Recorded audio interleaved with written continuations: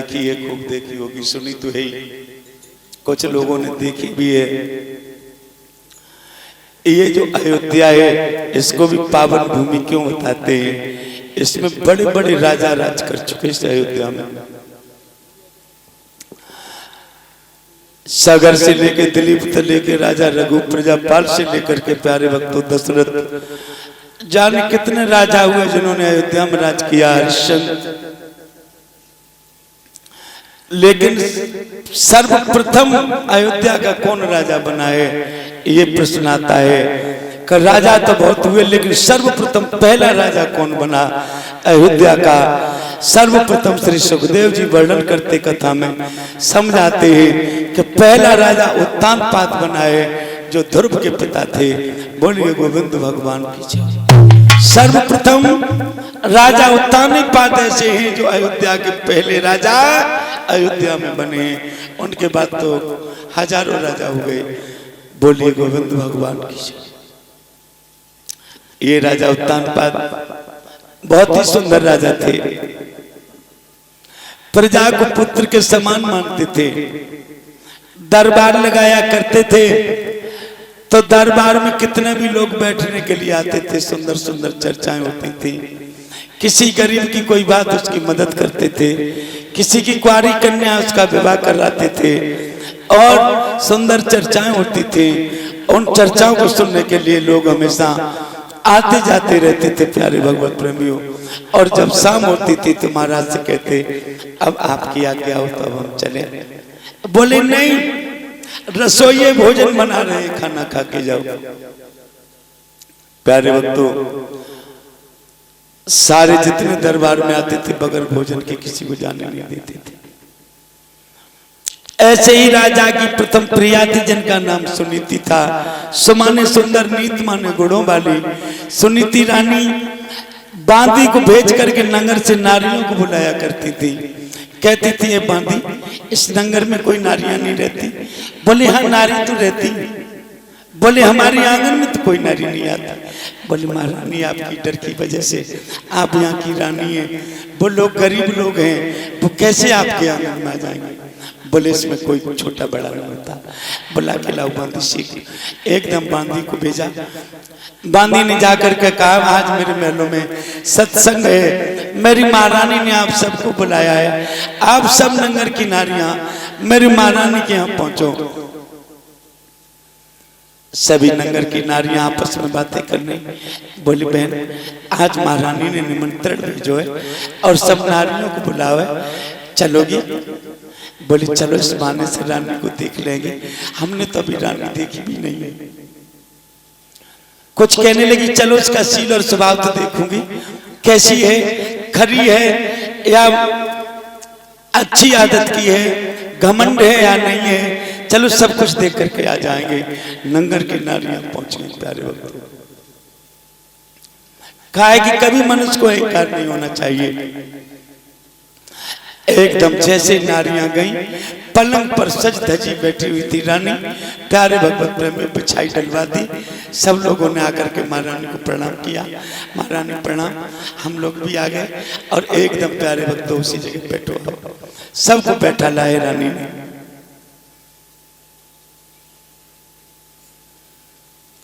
बोले किस लिए बुलाया?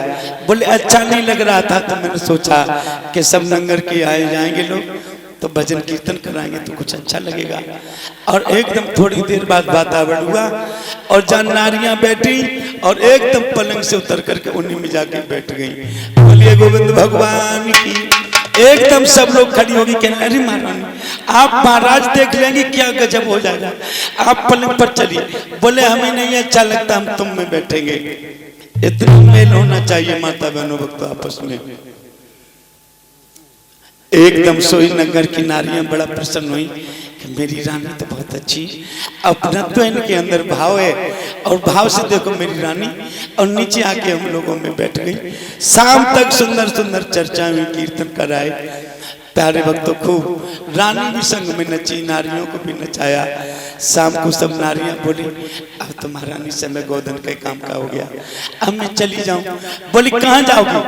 पहले दासियां भोजन बना रही हैं, पहले खाना खा के जाओ सब लोग और बच्चों को भी बुला लो। तुम्हारे घर वाले तो दरबार में महाराज उनको भोजन कराते, क्या हम कमजोर हैं? हमारी दासियां बनाई, आप भी खा के जाओ, बच्चों को भी बुलाओ। सबको भोजन वो भी कराती थी नारियों को रानी। शाम को जब नारियां अपने घर पर आती थी तो ये कहती, ए भगवान मेरे राजा रानी बहुत ही अच्छे हैं, ए भगवान हम सब लोगों को कितना चाहते हैं और कभी हम लोग इनकी शरण में दुखी नहीं रहते। ए परम पिता परमेश्वर एक कोई ऐसा ही एक बेटा और दे दे इनको जो हम लोगों को खूब चाहे। बोलिए गोविंद भगवान की।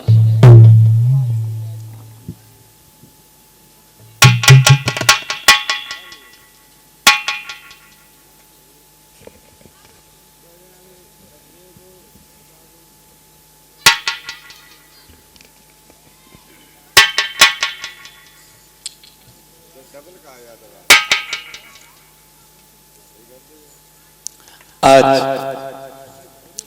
धीरे धीरे समय व्यतीत होता चला गया। भगवत प्रेम पुत्र ने कुर्सी ने जन्म ही नहीं लिया। राजा अपने रोज की तरह दरबार में है। एक दिन सवेरे सवेरे जैसे दरबार लगा और राजा गद्दी पर बैठी पाए और तब तक सवेरे ही एकदम स्वीपर की घरवाली चली आई। वो अपने काम के लिए जा रही और जैसे राजा की तरफ नजर पड़ी, ए भगवान माने 3 बार डला जमीन में मारो और झाड़ू मारो और फेंको, मैं तो चली गई वापस। राजा ने देखा इसने मैत्रानी ने 3 बार जमीन पर क्यों झाड़ू मारा। देखा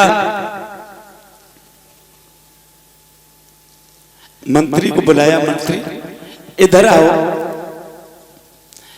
इस स्वीपर की घरवाली ने और आप का अपमान किया है महाराज। मंत्री कहने लगे, बोले मेरा अपमान क्यों किया है? मंत्री एकदम आंखों में आंसू भर रहा और कहने लगे, महाराज ये जो मैत्रानी है, कोई भी हो आपके कोई संतान नहीं है। महाराज निर्वंशियों का कोई मुंह नहीं देखना चाहता है, इसलिए स्वीपर की घरवाली ने और ये समझ लीजिए कि आपका एक अपमान करके ये चली गई है।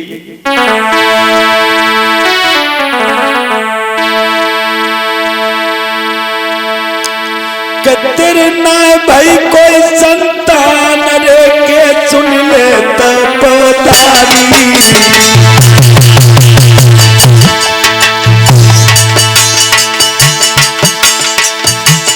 आपकी कोई संतान नहीं है, इसलिए आपका ये अपमान किया है इस नारी ने। भगवत प्रेम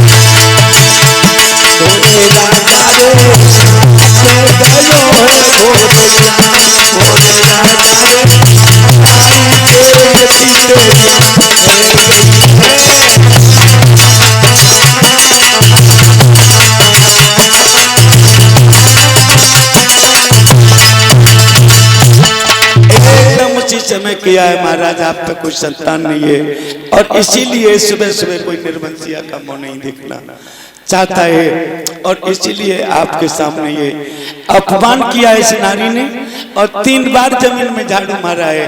वो इसीलिए मारा है। राजा उसी समय सोचने लगे, भगवान भले ये नारी कुछ भी सोच रही हो, लेकिन मैंने तो कभी किसी का अपमान ही नहीं किया। हमने सारी प्रजा को पुत्र के समान समझाया। लेकिन इस नंगर के लोग जाने क्या क्या मुझे समझ रहे हैं, भला भगवान ही जाने। मेरे अंदर तो ऐसा कोई कपट छल नहीं है।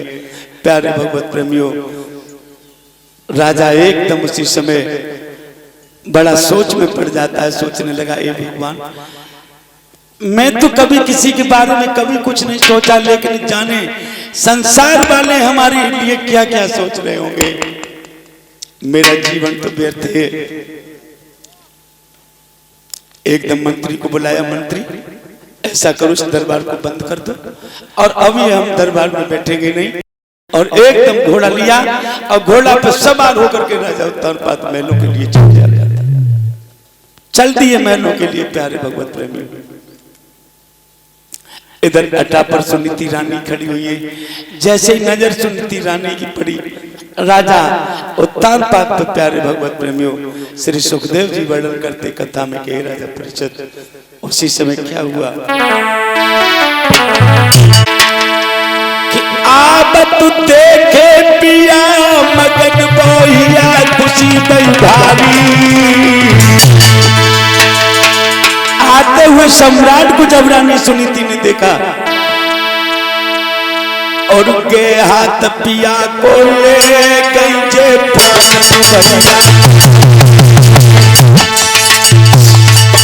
एकदम भागर के पत्रता ने अपने हृदय सम्राट का हाथ पकड़ाया। हाथ पिया को ले गई जे भैया प्यारी।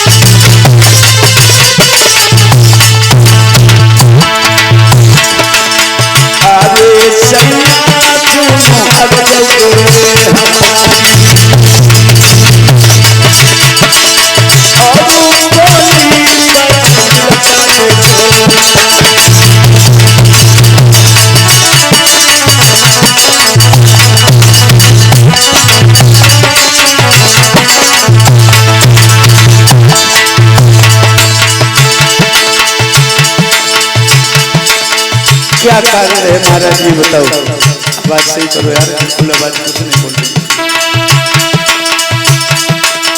हमें महाराज जी बता दीजिए, आप इतनी जल्दी दरबार से क्यों वापस आए हो? एकदम राजा उत्तानपाद कहने लगे, रानी इस समय मैं तुमसे क्या कहूं कि मैंने दरबार बंद किया और मैं वापस महलों के लिए आया हूं।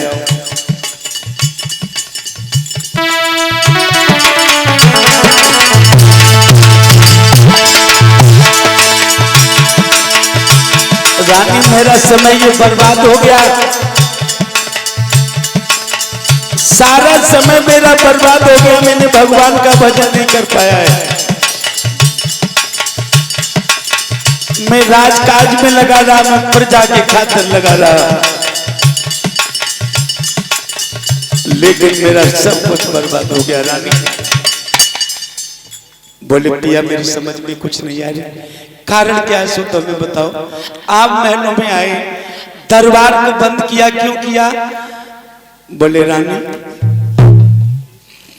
आज एक वैतरानी ने मेरा अपमान किया, स्वीपर की घरवाली ने। बोले, क्यों? बोले, रानी मेरे पास कोई बेटा नहीं है और इन्हीं के साथ साथ में हमारे छोटे भाई ने हमारा फूल मालाओं से सम्मान किया, 50 मुद्राओं का दान दिया और हमारे छोटे भैया का घर आंगन खुशियों से भर दे। वेद भगवान से यही कामना करूंगा। बोलिए वेद भगवान की। आज प्यारे भगवत प्रेमियों, देखा, समझाया राजा ने कि रानी आज मेरा बहुत बड़ा अपमान है मैत्रानी ने किया है। कहने लगी किस लिए किया है महाराज, क्या कारण है?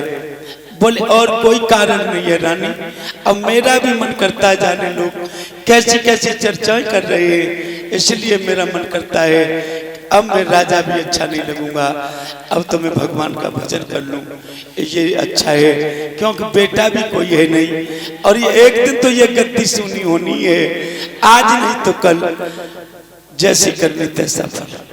प्यारे भगवत प्रेमियों, एकदम राजा के आंखों में आंसू आए, कहने लगी रानी बेटा बिन करती सुनी आज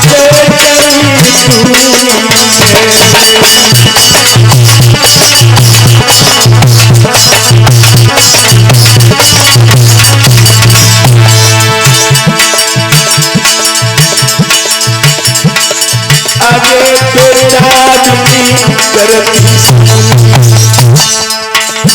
माता बहनों तो हर किसी को पुत्र की आय होती है और बेटे की चाहत होती है। अरे बेटा और मेरी आगे पेट में और चाहिए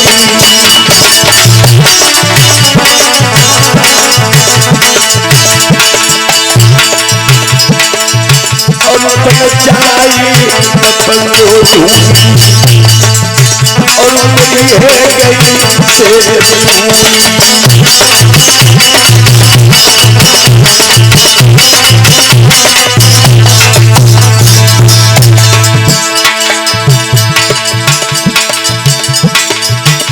अरे साधु बिना भजन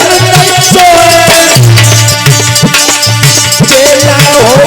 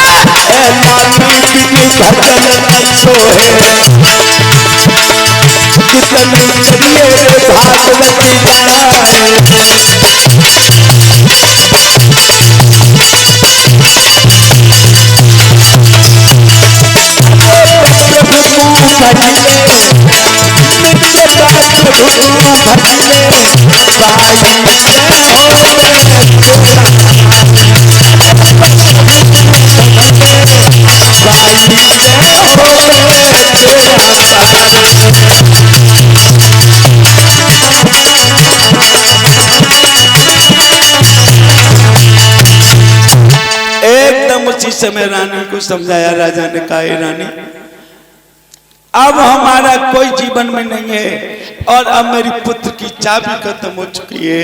अब तो मेरा मन करता है कि मैं जंगल में जाऊं और भगवान का भजन करूं। एकदम रानी कहने लगी पिया, इसमें आपका तो कोई दोष है नहीं, केवल दोष है तो अभागिन इस कोक का जन्म दोष है। इस दुष्टनी कोक ने एक पुत्र को जन्म नहीं दे पाया।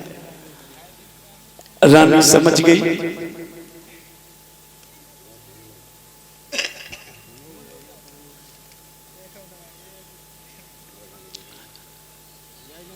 कहा जाता है प्यारे भक्तों, रानी पतिव्रता धर्म नियम का पालन करती थी। प्यारे भक्तों समझ गई अपने हृदय सम्राट की उन बातों को। प्यारे भक्तों कहने लगी पिया, आपकी तो कोई कमी नहीं है, लेकिन दोस्तों मेरे इन कर्मों में है। बैरन कोक ने इस बेटे को जन्म दिया होता तो आज मेरा पिया इतना लज्जित नहीं समाज में होता। लेकिन कम ये तो मेरी है, लेकिन मैं क्या करूं, कोई बस भी तो नहीं चलता है जो कि हमारे पिया के अपमान का बदला लूं। क्या करूं? समझाने लगी अपने महाराज को रानी सुनीति। प्यारे भक्तों कि करम लिखी सोई होई गई रानी रोई बैद्र दुपानी। रानी भी रो गई। प्यारे भक्तों कि करम लिखी सोई होई गई रानी रोई बैद्र दुपानी। और निर्भागिन मेरी को गिरे के कह रही है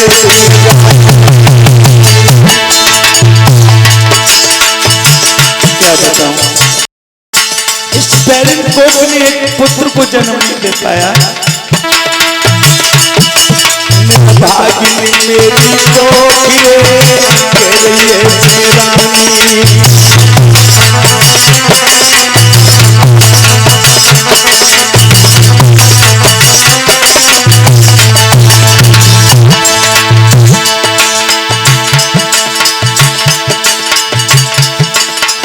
क्या करूं?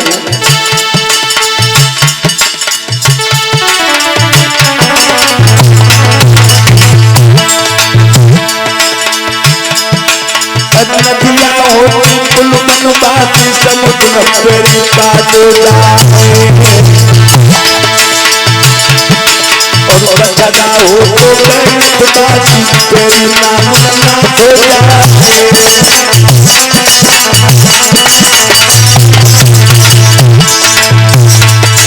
और सुखिया होती तो बाती समुद्र पेरी बादला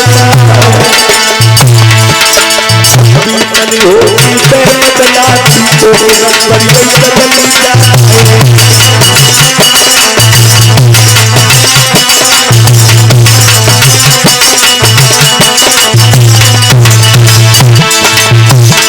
अब जागो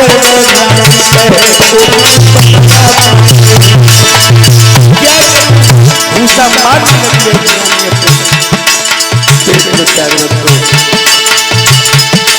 अरे पत्थर पड़ गई और पत्थर पड़ गई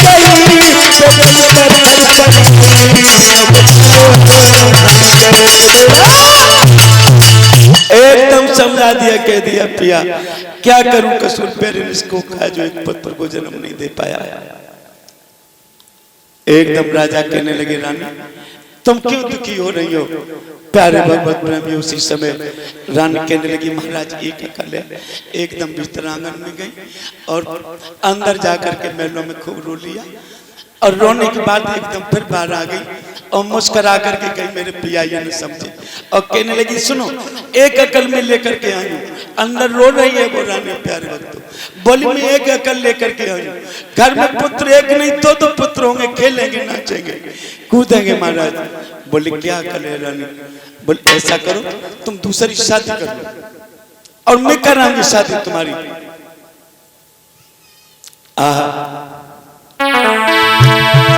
आप दूसरो प्यार धूप कौन समझा बेरा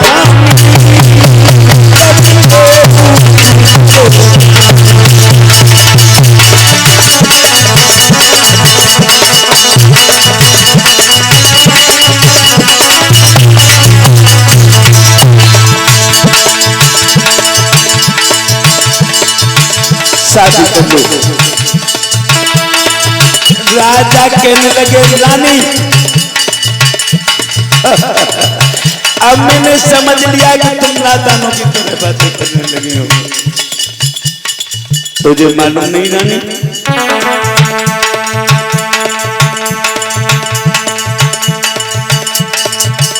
अरे सोच क्यों की बुरी जहर की छुरी मान ले प्यारी,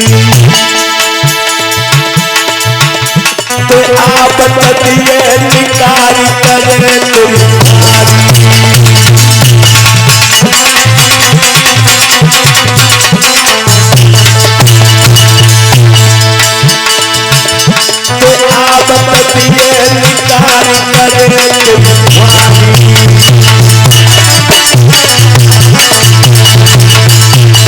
अरे रानी इतनी क्यों तुम पागल हो रही हो रानी, समझ लीजिए।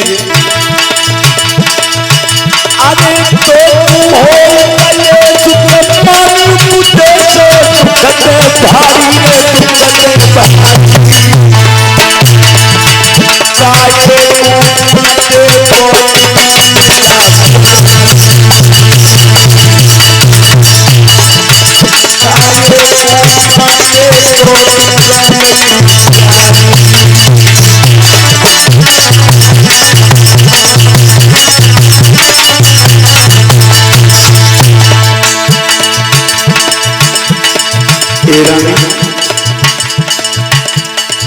कम से कम तुमने ये विचार तो कर लिया होता है, तुम्हें नहीं मालूम है। अरे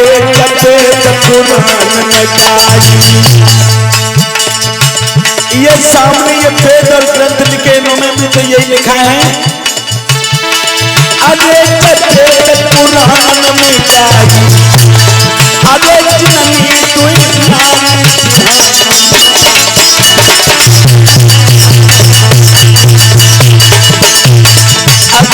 सोच पड़ी बताई रानी खेल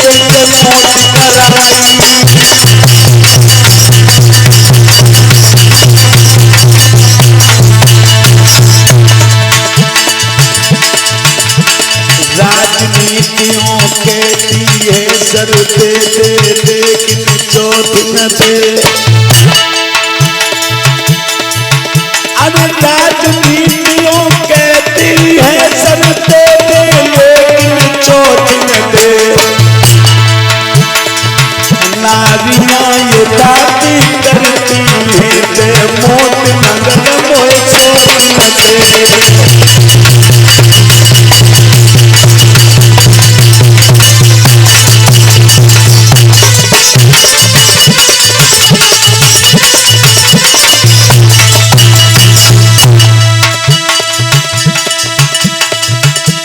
खेत में पैदावार नहीं, एडी थोड़ी रानी जिसमें कि काश हो जाता है।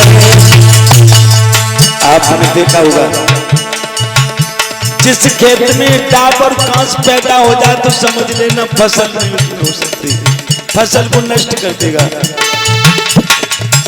उस खेत में पैदावार नहीं जिसमें कि कांस हो जाता है। जिस घर में सोच रही जो घर का सत्यानाश बन जाता है।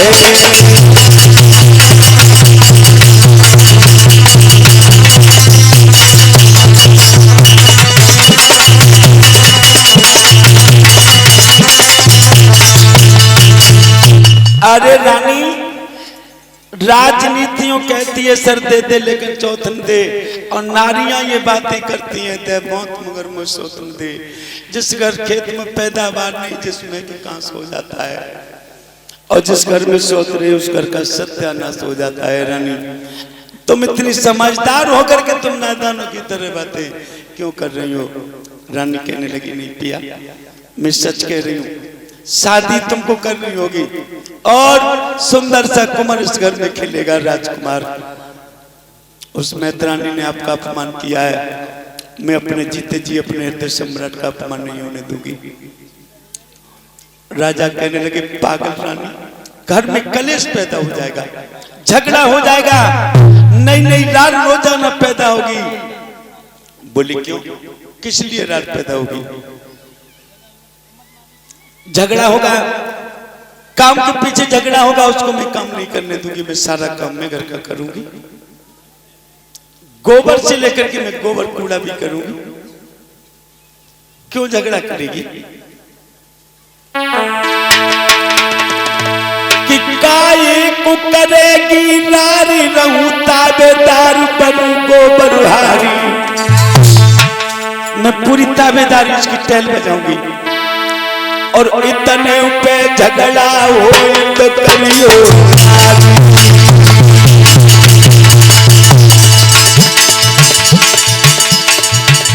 महाराज। कुछ भी नहीं माने तो अलग अलग हम दोनों को कर देना।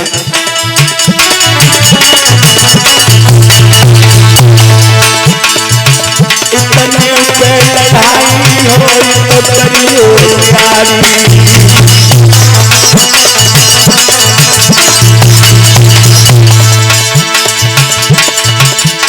प्यार तुम करो करीबी जो भोरे पानी माँ भोरे पानी भोरे।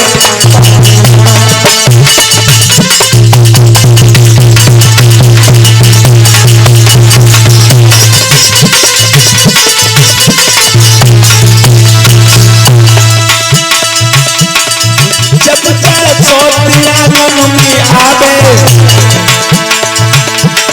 जब बात सोच में आंगन में आई है, तेरा हो गए पानी डाली न भोले पानी,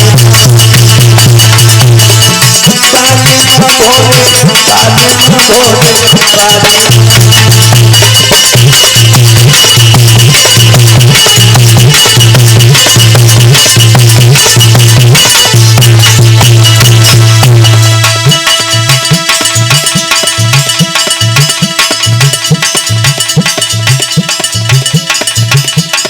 बोलिए गोविंद भगवान। आज खूब समझाया है रानी ने, राजा को, राजा ने खूब रानी को समझाया। कह दिया रानी इस तरीके से शादी करना ठीक नहीं है। कहने लगी महाराज कुछ भी वो कहेगी मैं वही करूंगी, और तुमको उसी की शादी कर लेनी चाहिए। प्यारे भगवत प्रेमी उसी समय श्री सुखदेव जी वर्णन करते कथा में कहते हैं राजा परीक्षित